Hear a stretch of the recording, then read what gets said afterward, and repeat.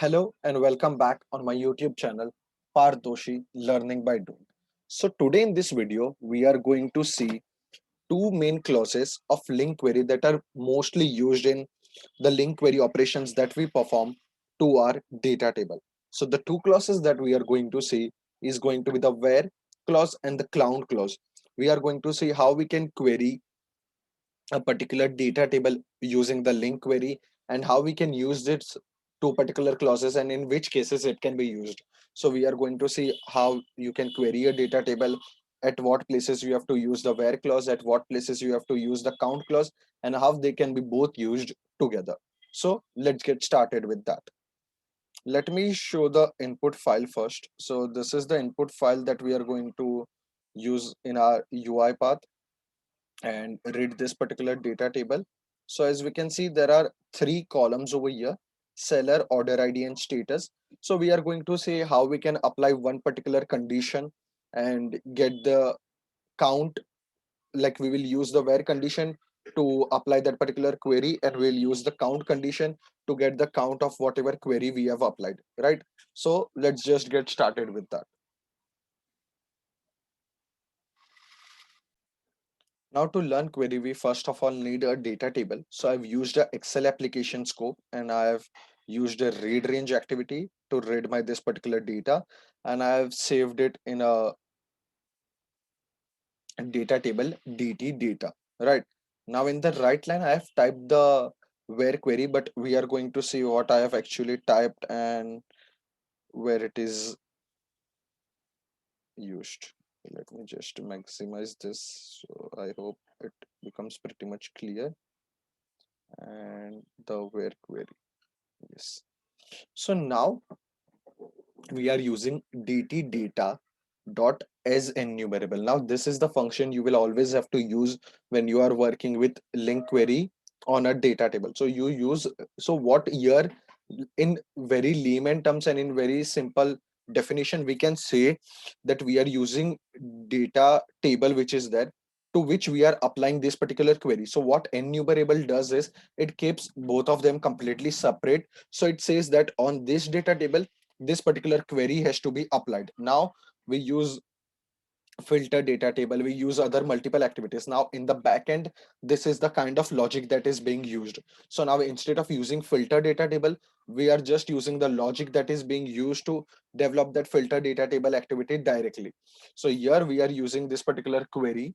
Now if you see, it is data table dot as enumerable dot where. Now if you see, there are multiple functions over here which we'll later see. If I type dot all any append as data view parallel concat copy to data table, we'll see all this function in the future videos. Get enumerator, I think there should be some max or mean, something like that, max long count. We'll see all of these functions in the future videos, but today we are going to see the where clause. So we can see the where query over here, right? Now where, okay, there are two dots. Okay, where you have to type function of row, since we want to apply that particular query to the rows which are existing in our data table. So function of row, here you can say a row object is created that we are going to use later. So here row, and in bracket this is the column index. So if I remove this and if I type this, you can see column as data column. You can either pass the column as a data column, you can pass the column name, you can pass the column index, which we are passing right now, then column as data column, and then version as data row version. So this is a bit complex, but the three main that you need to understand: you pass a column as a data column, either the column name or as an integer, right? So that is what I have done over here. Now if we see our data table, column 0 is basically seller, then it's order ID, and then it is status, right? So what I'm doing is, let me remove this. This we'll see in the further part, right? What I'm doing is I am applying where condition to my column 0 and each row of that particular column where it equals A, right? So I want the count where the seller is A. So the total sellers I want the count from this particular data table. That is what I've written in my where query. So now if you see, the where query is ended over here, and you see the two brackets are highlighted. Dot count dot toString. So now I want the count. So I have typed dot count and then dot toString. So here also there are multiple functions. Again, the same that we saw. It can be to list, I think, as well. Yes. So you can convert this complete raw data to a list and you can get in that as well. But here we are using count, since our video, this particular video is focusing on how we are going to combine where and count. So here right now we have applied one condition only, that I want where only this particular constraint is that the seller is a dot count dot toString. So let me click on OK. Let me save it and let's count it manually. It's 1, 2, 3, 4, 5, 6, and we have 7, 8. So let me just simply execute this, run file, and let's see the output. Okay. So as we counted, there were 7A and I was able to do it. Now, what are we going to do is we are going to change this particular thing and we are going to type seller, right? And this should give me the same output.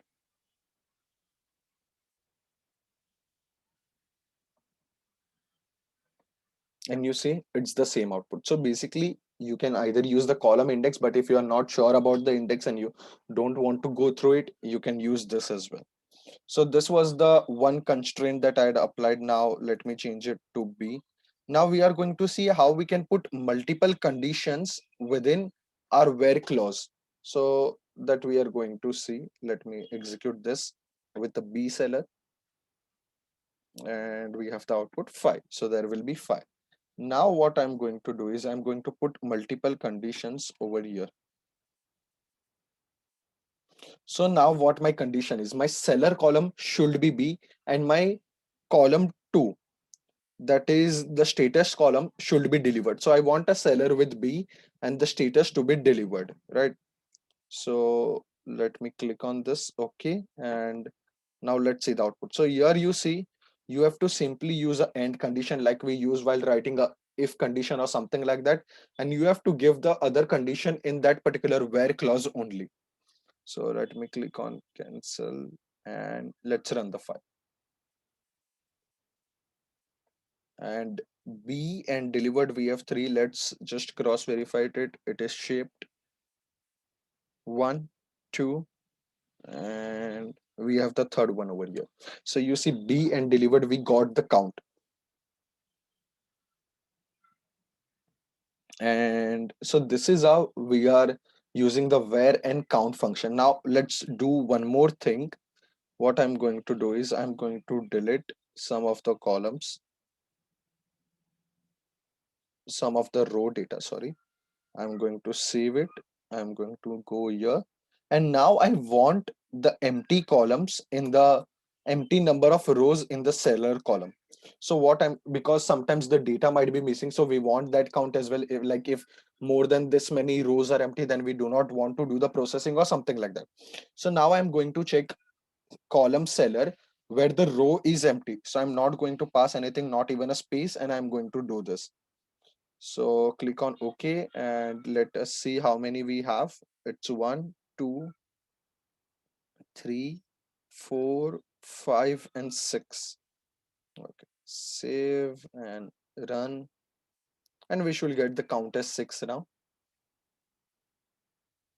Okay, we got it as 0. I think maybe the sheets needs to be closed, and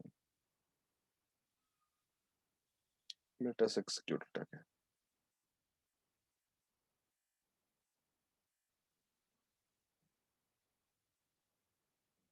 Okay, so we are not getting.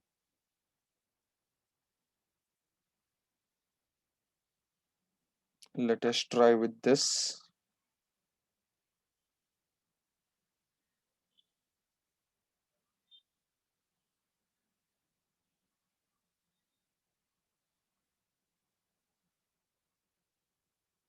Okay, so I think there is something that we are missing. And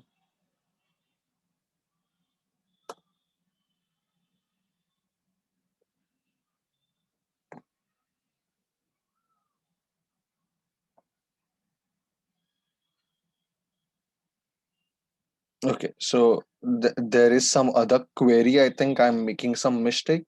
I will have to check the query and I will update the same in the comment section later to check how many empty rows we have in a particular column. Okay, okay. Let's see what is the problem. Input data. Right. We have this as an okay. This looks fine. Close.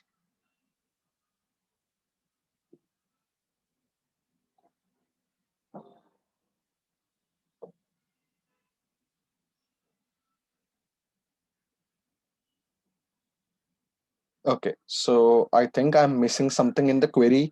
I'll try to resolve this particular query and I will update the same in the comment section later. But I hope, other than this, all the concepts that we have related to the where and count and how they can be used together and how it makes the processing faster is pretty much clear to you, and you got a basic understanding of how you can query a data table and do the processing. In the further parts, we'll be studying about the different clauses of the link query along with the data table, how we can convert it to list, how we can convert the data table and copy some part from that particular data table to the other, and so on.